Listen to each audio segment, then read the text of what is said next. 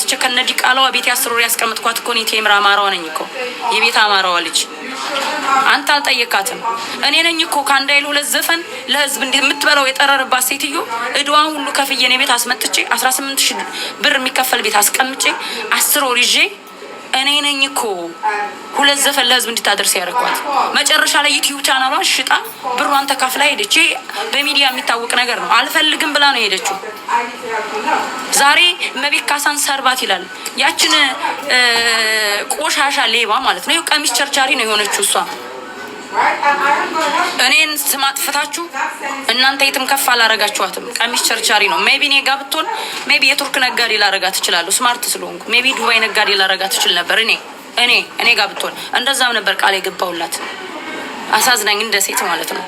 ወርቃ ሳገኛት ተርባ ሳገኛት ለልጇ ሽሮ አሮባት ውሃ እያረሰች ነበር የምታበላው። ሞጣ ቀራኒው አንተ ብስብስ ያረኩትን እንድናገር ነው የምትፈልገው። አንተ ለማኝ እናንተ ከሃዲዎች። እቺኛዋም ቃል የምትባል የራሷን ጓደኛ ጊፍት ተሰጥቷት በልታ ጠጥታ በእጃቸው ከበላች በኋላ ዞራ ፎቶአቸውን አውጥታ ፖስተች። ምክንያቱም ቀናተኛ ምቀኞች ናቸው። ይቀናሉ።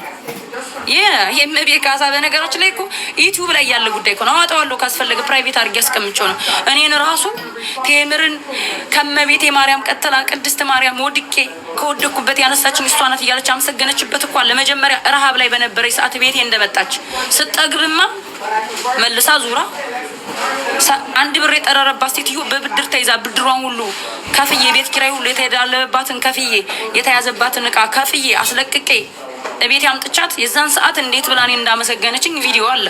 ስጠግብ ደግሞ 1 ብር የጠረረባት ሴትዮ 80,000-90,000 ብር እንድታገኝ ሳረጋት 80,000-90,000 ቴምር ጋር እየሰራው ካገኘው ለብቻ 160,000 ባገኝ ይሻለኛል ብላ ነው ስሜን አጥፍታ ሄደችው። ተመካክራ ከሰው ጋር ተመካክራ ሀና ዮሐንስ ጎጅዬ ከምትባል ጥንብ ብስብስ ጋር ይቺ ጅብ የመሰለ ባል አግብታ አሁን እዚህ ካናዳ ነው ያለችው። እሷን ባለፈም ተናግሬያለሁ። በባሏ አግኝተዋለች። ጅብ ዘንጦ ባል ነው ያገባችው። ትንሽ ጨለም ካለ ህፃናት ልጆች ፊቱን የማያዩት ባል በባሏ ተከፍላለች። እሱ አንዳንድ ጊዜ ሲያዩት አላማረ ሲበሉት ያቀራል። ስታዩት ያላማረችውን ወንድ አቅፎ መተኛት ያው ለሆነ ጥቅም ካልሆነ በስተቀር እሷ እዛ ማንም የሚፈልጋት ስለሌለ ኢትዮጵያ ሰውነቷን በጣም ስለሚቀፍ እግሯ ሁሉ ያበጠ ነው። በነገራችን ሀና ዮሐንስ ጎጅዬን በአካል ብታገኟት እግሯ ቁርጭምጭሚቷና ታፋዋ አይለይም። እንዲህ የምታክል ሴትዮ ነች። እንደውም በሽተኛ እዚህ ሀገር የማያቸው አንዳንድ ሰዎች አሉ። እግራቸው እንደዛ የሆነ ችግር ያለባቸው ሰዎች እነሱን ነው የምትመስለው። ትዘገንናለች ስታያት። እንትና ሰርግ ላይ አይቻት፣ ሜላት ነብዩ ሰርግ ላይ አይቻት ማለት ነው። እንደዚህ አጠገባችሁ ቆማ እንትኗ ሰውነቷ በጣም የሚዘገን ሰውነት ነው ያላት እና ማንም ስለማይፈልጋት የሆነ ጅብ የመሰለ ባላግብታ ነው የገባችሁ ካናዳ። ገባችሁ አጋጣሚውን። ምክንያቱም ማንም አይፈልጋትም። አንደኛ ዲቃላ አላት ምናምን። ብዙ ጊዜ ወንዶች ልጅ ሲወለድ ሴትን አይፈልጉም። እንደዛ አይነት ጅብ የሚመስል የጻን ላይ ማስፈራሪያ የሚመስል ሰው ያግብታ የገባችሁ ለሷም በባሏ ነው የተከፈለችው እና እሷ ጋር ተነጋግረው እኔን እንደተበደለች አድርጋ ወጣች እያለቀሰች። መጨረሻ ግን ብዙ ዩቲዩበሮች አወቋት አስመሳይ ሌባ ውሸታም እንደሆነች። ሲቀጠቅጧት ነበር እና ብር ሸቄረው ምናምን። በኋላ ላይ በራሷ በእምነቷ ላይ ራሱ ድራማ ስትሰራ በእምነቷ ላይ ጴንጤ ሁኝ ብላችሁ ፕራንክ አርጉኝና እኔ አልሆንም ብዬ እንዴት በእመቤቴ ማርያም እንዴት በእምነቴ ትቀልዳላችሁ ብዬ አለቅሳለሁ። ከዛ ህዝቡ በቃ እሷ ነው ወይ እመቤት ካሳ በእምነትሽ ምናምን ጎበዝ ናት እንድትባል ማለት ነው። የሆነ የኦርቶዶክስ ዩቲዩብ ቻናል ላይ ሁሉ አቅርበዋት ነበር። እንደዛ አይነት ድራማ ሰርታ ተመካክራ ማለት ነው። ጴንጤ ሁኒ በሉኝ ብላ ተመካክራ ድራማ ሰርታ ከዛ አብሯት የሰራ ልጅ አወጣባት። እንዴት ሚዲያ ላይ ሄደሽ ኢንተርቪው ትሰሪያለሽ? እኛ ፕራንክ አውቀን የማስመሰል ድራማ አይደለ እየሰራ ነው። ተነጋግረን አይደለ እየሰራ ነው። እንዴት እንደዛ አይነት ሄደሽ ኢንተርቪው ትደረጊያለሽ? ክርስቲያኖች የሚቀርቡበት እውነተኛ የእምነት እንትን የሚከተሉ ሰዎች የቀረቡበት ቦታ እንዴት ሄደሽ ትቀርቢያለሽ? እኛ የውሸት ድራማ ሰርተን ብሎ ኤዲተሯ ጋር ተጣልታ ክህሎት ሚዲያ ላይ የሚባል ልጅ ሄዶ ክህሎት ሚዲያ የሚባል ጋር ሄዶ አቅርቦታል። ተጣልተው ሪከርዷን ሁሉ አውጥቶባታል። ከዛ በኋላ እና ብር ሸቄራው እንዴት እንዳዋረዷት ታውቃላችሁ?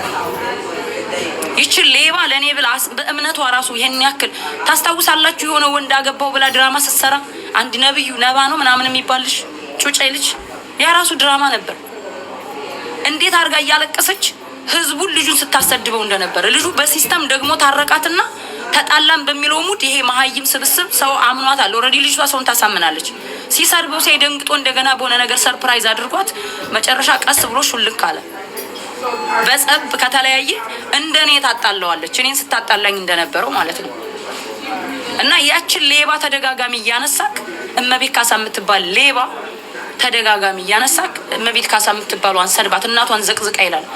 እናቷንም ጭምር የረዳሁላት እኮ እኔ ነኝ። አንተ ቀማላ፣ አንተ እኮ ዞር ብላ። እናንተ እኮ ለራሳችሁም ሰው እኮ አትሆንም እኮ። እኔ አንዳንድ ጊዜ የራሳችሁንም ሰው ብትረዱ ደስ ይለኝ ነበር። አትረዱ፣ ትመቀኛላችሁ። ሲጀመር ከወደቀ መጣል ነው፣ የወጣ ካለ መጣል ነው የምትፈልጉት። ከወደቀም እዛ ወደቀበት መቀጥቀጥ ነው የምትፈልጉት። ሞጣ ቀራኒው እናንተ አካባቢ እንደዛ ነው ያየሁት እኔ። ዘመነ ካሴን መሪ ሆኖ እንዳይመጣ አይደል እንዴ የውሸት ስም የምትሰጠው? እየወጣ ሁል ጊዜ እንደዚህ ልጆች አሉት፣ ይሄን አድርጓል፣ ጎጃም ላይ እንደዚህ ያደረገ እያልክ የምትሰድበው አንተ ሌባ፣ ምቀኛ ስለሆናችሁ ዘመነ ካሴ መሪ እንዳይሆን ስለምትፈልጉ ባለሀብት ስትል ነበር። ደግሞ ለምን የአማራ ባለሀብቶችን ቴምር ታጠምድ ነበር ፖሊስ እያለች? ለምን ድራማ ሰርተህ አታመጣም? አሁንም አንተ ቡሽቲ ድራማ ሰርተህ የተበሉ ባለሀብቶችን አምጣቸው። በእኔ አምጣቸው። ለምን እንደዛ እንዳልክ ታውቃለህ? አንድ ጊዜ ወርቁ አይተነው ጋር ስትዝናና ዱባይ አየሁክ። ዘመነ ካሴን የሚያሰድበው ወርቁ አይተነው ነው አልኩኝ። ዳስ ሪያሊቲ፣ እውነቴን ነው። ምን ታመጣለህ? ወርቁ አይተነውስ ምን ያመጣል? ሌባ። ዘመነ ካሴን የሚያሰድበው በሞጣ ቀራኒው በኩል ወርቁ አይተነው ነው። ቢካዝ ወርቁ አይተነው ዘመነ ካሴ እንደተፈታ ከመንግስት ሽምግልና ተልኮ ዘመነ ካሴ ጋር ሂዶ ነበር። ዘመነ ካሴን ኢንቨስተር መሆን ከሆነ ከፈለክ ብር እንስጥቅ። ይሄ በማን በኩል አብይ ጋር ቂጡን ገጥሞ ነበር ወርቁ አይተነው የሆነ ሰዓት ላይ። ዛሬ እንደዚህ አሽቀንጥሮ ሊያባረረው ማለት ነው። ሁለተኛ ዘመነን ከፈለክ ወደ ውጭ ውጣ፣ የምትኖርበት ሀገር ቤት መኪና እናሟላለን። ሶስተኛ ስልጣን የክልሉ ምክትል ምናምን እናድርግክ፣ አታስቸግረን፣ ዝም በል ተብሎ በመንግስት ወርቁ አይተነው ወርቁ አይተነው ሽማግሌ ልኮ ነበር። ዞር በል ብሎ ያባረረው ማን ነው? ዘመነ ካሴ።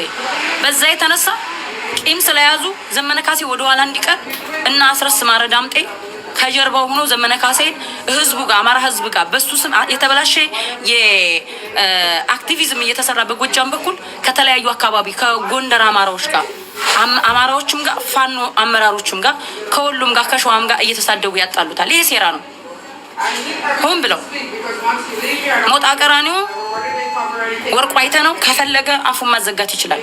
እንዲሰድበው ስለሚፈልግ ግን ምንም አይለውም፣ ያሰድበዋል። ያ የአማራ ባለሀብቶች ብለህ የተናገርከው ባለፈ ወርቁ አይተነው ስለተናገርኩ ነው። ቀጥልበታለሁ። ምን አባት አመጣለህ? ወርቁ አይተነው ዘመነ ካሴን በሞጣ በኩል የሚያሰድበው አንድ ቁጥር ወርቁ አይተነው፣ ዋና አማራዎችን የሚያሰድበው ወርቁ አይተነው ነው።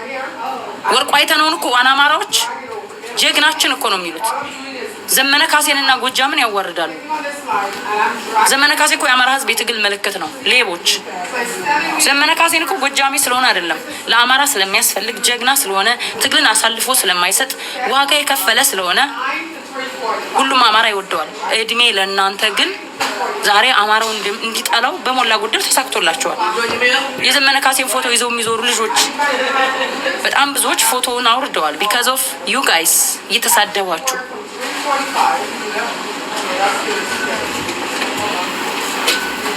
አንተ ሌባ የአብይ ካድሬ ማለት ነው። ምን አባ እንደምታመጣ ወርቁ አይተነው ብር ይስጥክና ክሰሰኝ እስኪ። ወርቁ አይተነውም ነክቻለሁ፣ ይክፈልክ፣ ይላክልክ ብር ወርቁ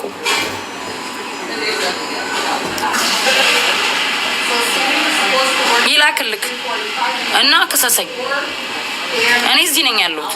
እኔ አሜሪካ ነገር በህግ የሚያስጠይቅ ወንጀል ከሰራው ክሰሰኝ ሞጣ።